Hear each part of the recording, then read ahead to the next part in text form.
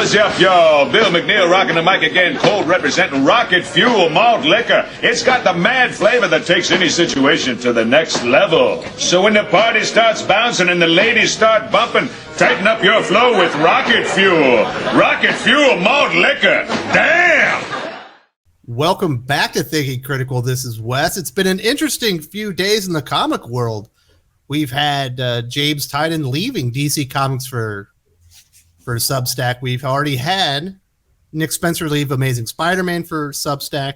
Now we've got Jonathan Hickman going over to Substack along with Scott Snyder and others. And here with me to talk about what is Substack and what does this all mean is my good friend from Comics by Perch. Perch, how you doing? I'm doing great. Thanks for having me on. So we've been asking for this and we've been wanting this in the industry, a market disruptor, somebody that could change the status quo and make DC and Marvel do something different. Adjust their model, start competing with manga and some of the other comic book ventures out there that are doing really well. And this feels like this might be what's happening right now. It's a disruptor for sure.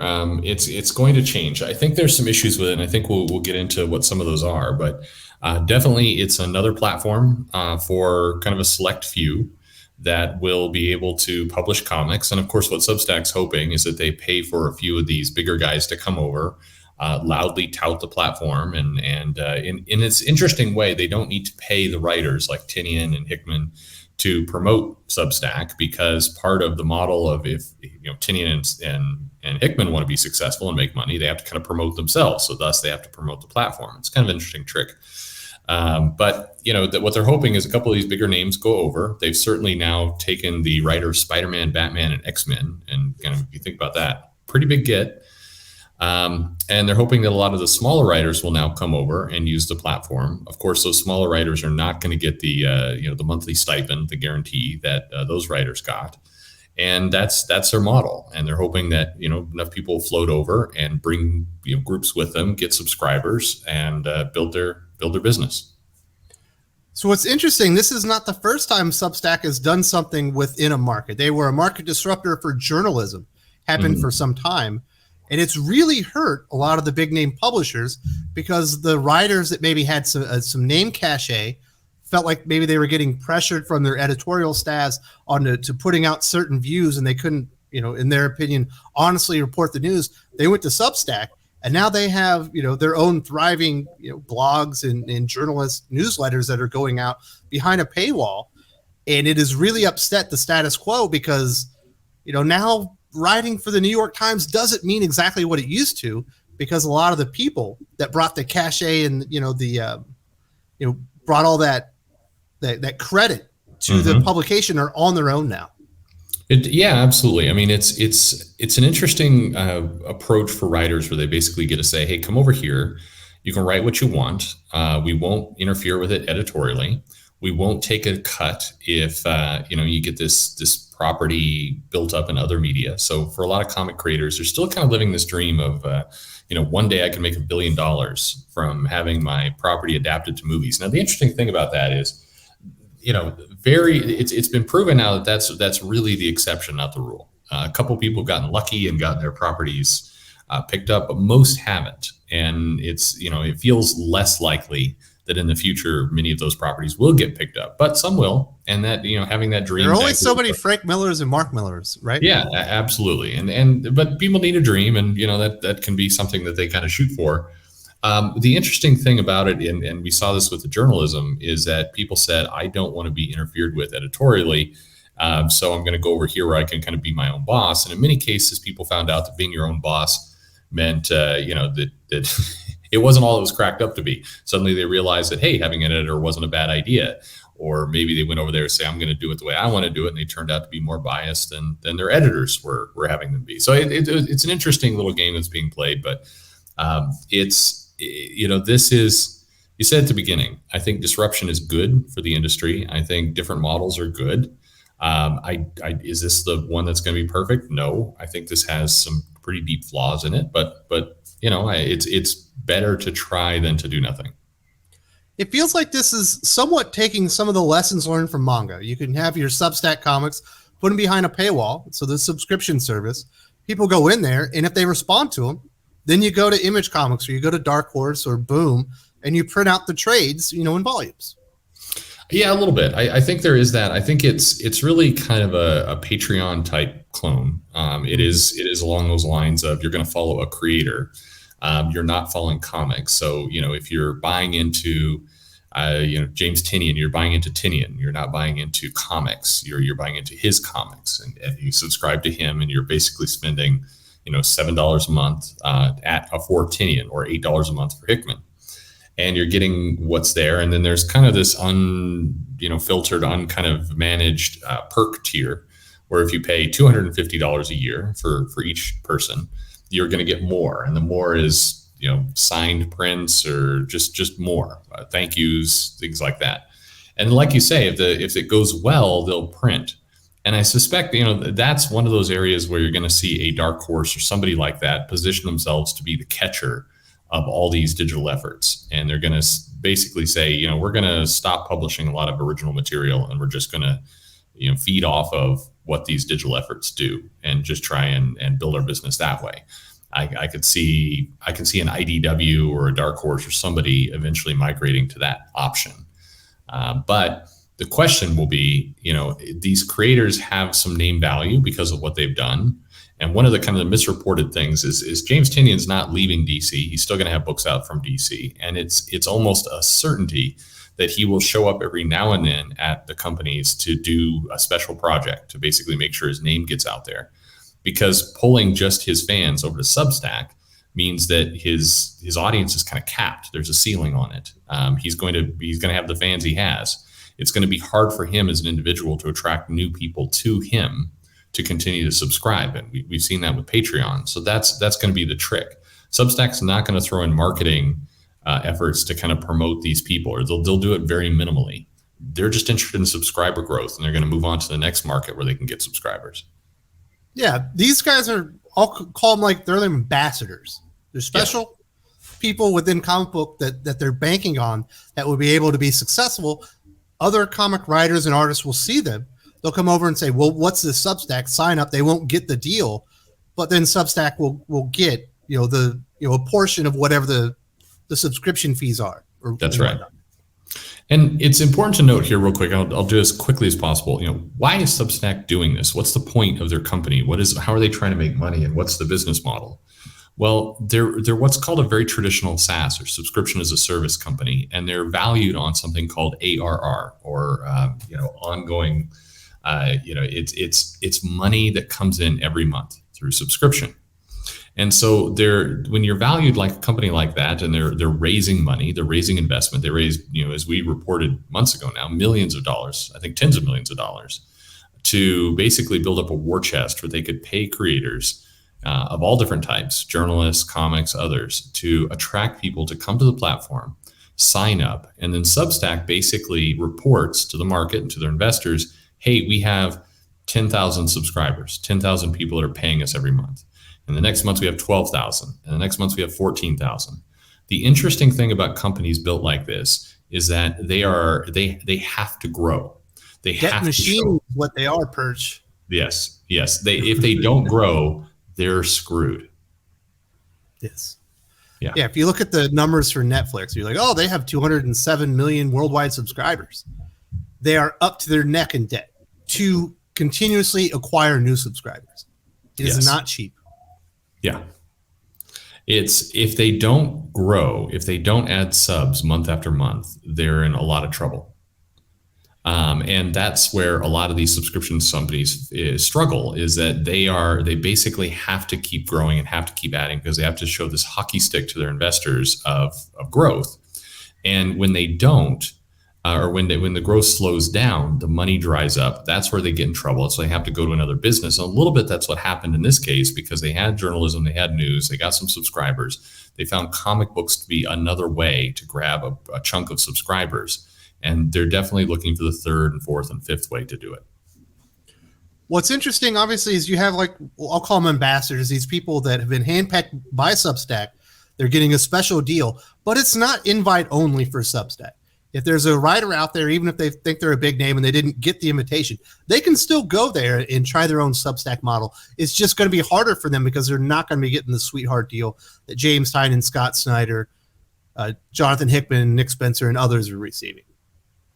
That's right, and they're not going to pay the same. And it's I mean, again, all this is trying to do is pull and it's no surprise that they went after the biggest properties to try and pull people over. And I'd be willing to bet that people like Tom Taylor and a couple of the other big names also were offered deals. Maybe they turned them down, maybe not. And it's just, let's try and build a bulk of subs over. Try and encourage some of these smaller comic creators to come over as well. Try and get a bunch of people to say, I can't miss, what Tinian does. And so they can basically report next month, hey, we got 200,000 new subscribers to our platform. Great news. And, they're going to be measured on if they keep those people and if they grow it over time. What's interesting? I remember Scott Snyder and James Tynan say they were leaving social media. Yeah. I think with this Substack deal, they can't leave social media because they continuously have to go out there and promote themselves because they're their own marketing arm now. Do you think that they've really grasped how much work they're going to have to do just to get the word out so people even know that their comic books exist? Yeah, I think so. The interesting thing about all this is it's going what we talked about. It's that promotion and that hype. It's how are these people, and it's what a lot of comic creators I think tend to undervalue. And when Patreon first came out, you saw a bunch of people rush over there and then realize like, hey, it turns out it's kind of hard to get people to know we exist and to get people to come over to our platform. And that is the thing that Marvel and DC tends to do. That's why for decades people wanted to get there, is because you would get that, brand recognition, that name recognition, because you're on Spider-Man or you're on Batman, and that's part of the value. Now Marvel and DC take way too much ownership and a cut for that value, and that's the rub. It's we should be getting paid more, we should be getting more, but it turns out it's very hard to market yourself. Outside of that, it's just a grind. And even a lot of the big names who are on crowdfunding, they're able to pull people over and they're able to keep the audience they have. And that's great. And they should be proud of it. But any one of them will tell you it's tough to then incrementally add more. It's not trivial. And you wind up spending a lot of money and effort and time trying to get new audiences. So a lot of people are comparing this to what's happening at Kickstarter and Indiegogo.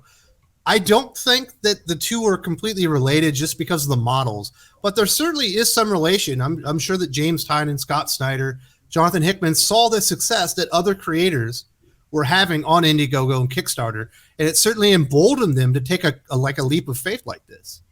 Yeah, I think so. I don't think they're very similar at all. So if you're thinking, oh, this is about the same, it's not. I think Substack is far more similar to, like I said, to Patreon. I think that crowdfunding is more project by project, and here you're subscribing to a person, and kind of at the whims of that person. And so Substack's going to have similar problems, I think, or its own set of issues. Like, what happens if a creator decides to take a break, and doesn't supply stuff, but you're subscribed anyway? What are you going to get for that? What happens during that month?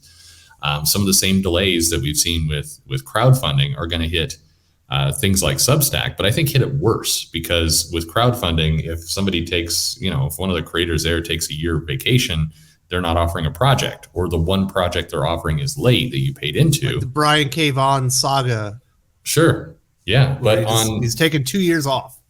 Exactly. But on Substack, you're subscribing to you. So you whether you feel like it or not, you got to put some material in. So that's going to be an interesting thing to see how that plays out. I do suspect that's a little bit why, you look at Hickman's project, and Hickman is bringing multiple other creators with him. It's not just Hickman. And so, maybe the cynical part of me thinks, oh, this is one way he gets to take his breaks. He's basically got a little team now. But other than that, I mean, the part that is very similar between the two is that it is on you to market and promote. And some people will be good at that. And just like we've seen from crowdfunding, there's been some people who are great at that. They're naturals. And there's other people who are terrible at that. And, the funny thing is, a lot of people who are terrible at it tend to not understand they're terrible at it until they fail. Until they fail. Yeah. You know what's interesting? We think about the 90s when you had the exodus, in image creating. That was all driven by artists. It was all about the artists. That was the thing that drove sales in comic books. This is all driven by writers. Not one single artist has been given one of these Substack deals. Maybe some were offered, but they certainly haven't taken them. I think it's crazy that they didn't go out there and invest in any of these high-level artists. We saw so many of them just leave DC Comics. You would have had a lot of really good artists available. Why do you think that is? I think it's part of Substack's model. I think they they're used to dealing with writers and journalists in what they've done before. So I think it's kind of what they know. Yeah. But I think it's a huge mistake. I think that if this is going to work, and we saw, if you go back to the 90s, you saw a huge push for the artists. It worked for a short period of time, and then it tended. They learned that not having editorial oversight may have been a hindrance. Yeah, no, it was. It turned out to be an issue, and I think the same thing is going to repeat here. I think comics need to be a team, or you get people like a Sean Murphy who can do both well. That's fine too, but you have to have the skill set of an artist and a writer both represented, and if you don't, I think you're going to run into troubles. And I do think there's going to be some pretty major troubles here in this system. And I think, I do suspect Substack, somebody is going to tap them and go, hey, you need to pull some big artists over here if you really want this to work. And I think they will. I suspect some contracts are going to be offered, but not having any out the gate, I think is a huge misfire. What's also crazy is what I've noticed is once you go on your Patreon or in this case Substack, and you get to a certain level, you kind of plateau, right? And what they have to do to show growth or to change up their model is they start tiering out all the stuff that they are offering. So now you got to be, it's like you're on an airline, like you're on a plane. I want to be first class, and you're in business class, and they have to start tier things out and start upselling things that they're offering kind of at the beginning. And I imagine they're going to kind of fall into the same trap here. Oh, I'm sure they will. I mean, I think, and I think people will not love that. I think the problem is you're playing around with too many perks. At the end of the day, most of the people coming to this want to read a good comic consistently. That's maybe the one kind of thing that crowdfunding is still trying to figure out a little bit, is you want to read a comic every month. That's most people who are comic readers. That's how they're wired. That's what they want. And lots of people will say things like, no, the world's going to OGNs. That's what people want now. Not really. People want to be able to pick up a comic on a regular basis, read it, enjoy the story, and continue on with it.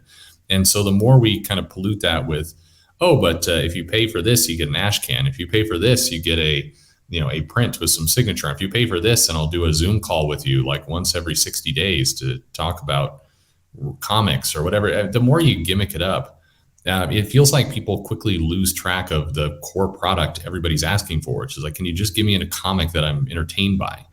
I mean, already I think Substack faces a little bit of a challenge in that comic readers do like print.